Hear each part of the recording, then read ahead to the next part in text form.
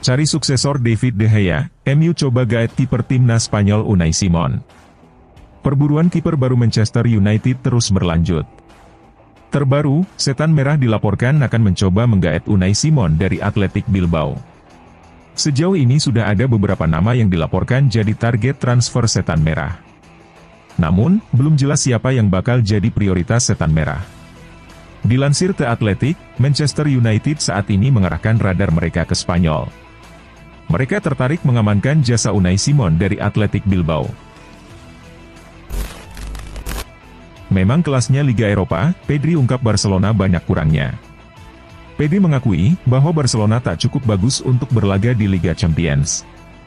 Gelandang remaja tersebut bicara kepada Movistar. Tentu saja ini sebuah kegagalan, Barca harus bisa lolos grup, dan kami gagal karena kami tak pantas lanjut di Liga Champions.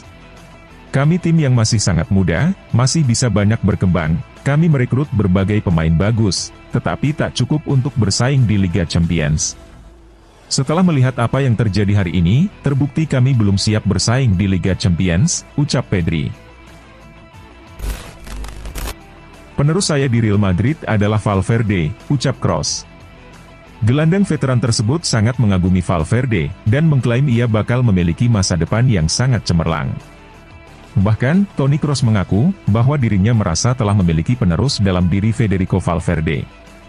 Gelandang asal Jerman tersebut juga menyebutkan bahwa ia telah melihat perkembangan pesat Valverde sejak pramusim 2018 di Amerika. Saya segera menyadari bahwa ia adalah anak yang hebat. Ia pendiam dan rendah hati, itulah yang saya sukai dari dia, ujar Kroos. Jack Grealish dibeli Manchester City 100 juta, bukan buat cetak gol.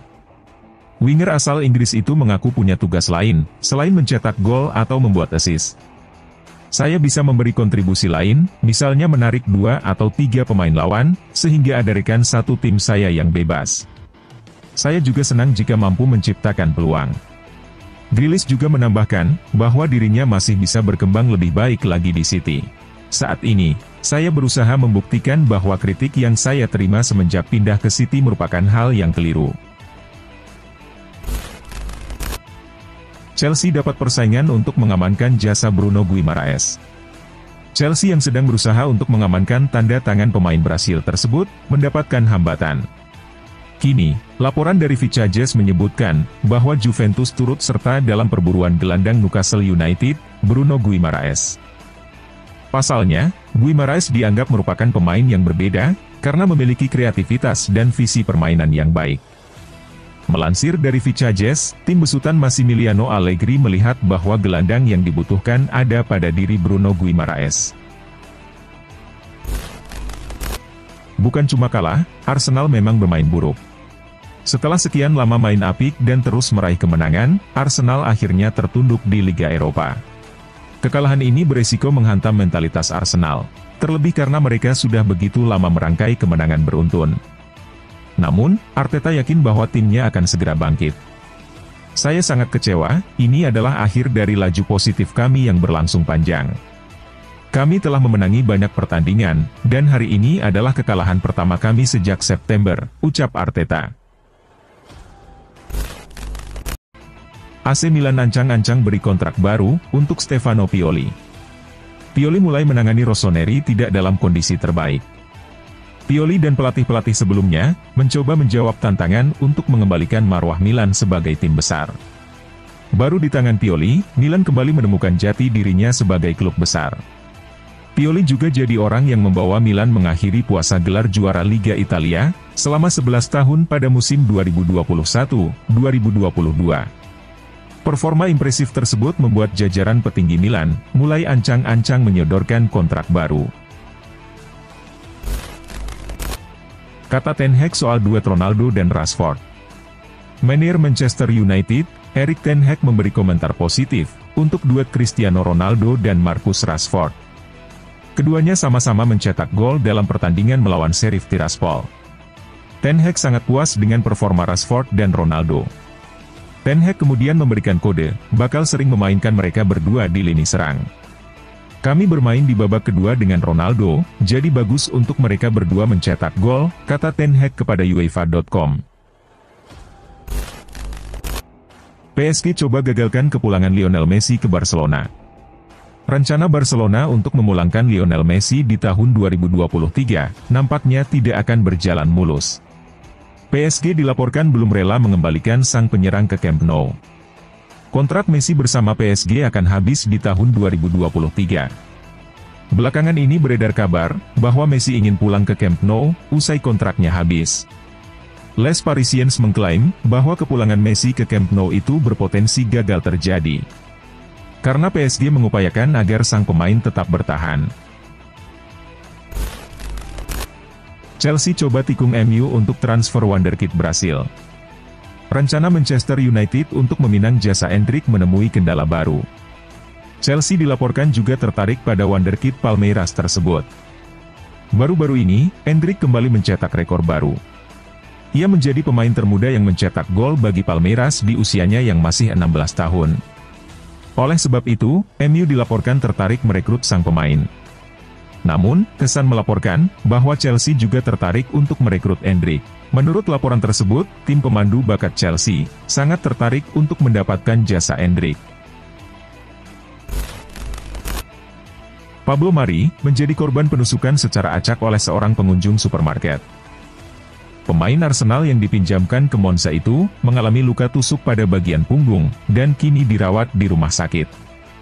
Monza telah mengkonfirmasi bahwa Pablo Mari mengalami luka tusukan pada bagian punggung. Pemain 29 tahun itu tengah menjalani perawatan secara intensif di rumah sakit. Nyawanya tidak dalam bahaya, dia akan segera pulih. Dia memiliki beberapa luka, tapi tidak terlalu serius, kata CEO Monza. Conte dilarang dampingi Tottenham pada laga terakhir di Liga Champions. Conte dihukum oleh UEFA setelah menerima kartu merah pada laga Tottenham versus Sporting yang berkesudahan imbang 1-1. Laga berakhir secara kontroversial. Conte tidak akan diizinkan untuk berdiri di pinggir lapangan, duduk di bangku cadangan Spurs, atau melakukan kontak dengan para pemainnya sebelum atau selama pertandingan. Regulasi UEFA menyatakan, seorang manajer yang dikeluarkan tidak boleh berada di area teknis, atau berkomunikasi dengan pemain. Selain itu, tidak boleh memasuki ruang ganti atau terowongan sebelum atau selama pertandingan. Kerjasama Marvel, Adidas dan Real Madrid luncurkan produk pakaian superhero. Rilisan baru tersebut menampilkan superhero ikonik, seperti Hulk, Iron Man dan Captain America. Nantinya, koleksi Avengers tersebut bakal dikenakan oleh tim utama sepak bola dan basket Real Madrid selama sesi latihan sebelum pertandingan. Dalam rilisan resmi mereka, terdapat judul Heroes Among Us, dan menampilkan gambar pebasket Madrid Sergio Llull, Edi Tavares, Fabien Causeur, Guerson Yabusele dan Anthony Randolph. Dan pesepak bola Los Blancos Toni Kroos, Marco Asensio, Ivana Andres dan Teresa Abelleira yang membintangi peluncuran produk tersebut.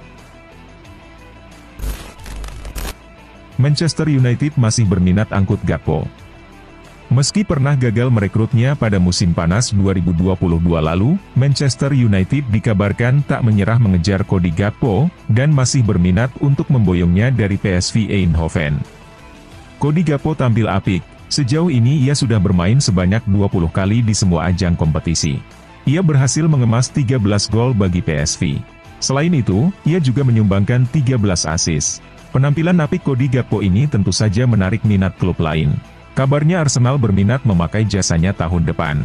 Namun, Manchester United juga disebut masih ingin mendatangkannya ke Old Trafford. Dibayar selangit, gaji Vinicius Junior masuk 5 besar di Real Madrid. Real Madrid dan Vinicius Junior telah menyepakati kontrak baru hingga 2027. Kontrak disepakati musim panas ini, dan Vinicius sudah mendapatkan gaji barunya. Pemain asal Brasil itu menjadi salah satu pemain bintang Los Blancos. Nilainya telah meroket dalam 2 musim terakhir, setelah mengubah potensi mentahnya menjadi bakat kelas dunia. Menurut data yang dipublikasikan dari Managing Madrid, Vinicius sekarang duduk sebagai pemain dengan pendapatan tertinggi kelima di klub. Diego Simeone bahas masa depannya di Atletico Madrid, setelah terdepak dari UCL. Diego Simeone mengaku, bahwa ini adalah momen tersulitnya setelah Atletico tersingkir dari Liga Champions, tapi dia tidak berencana untuk pergi. Ini adalah kedua kalinya dalam satu dekade, Atletico gagal melaju ke babak 16 besar Liga Champions. Trofi ini sangat sulit untuk bisa diraih oleh Simeone, dengan ia telah memenangkan berbagai trofi domestik seperti La Liga dan Copa del Rey selama masa jabatannya di ibu kota Spanyol. Simeone telah bersumpah, meskipun ini adalah situasi yang sangat sulit, ia akan melanjutkan posisinya di klub.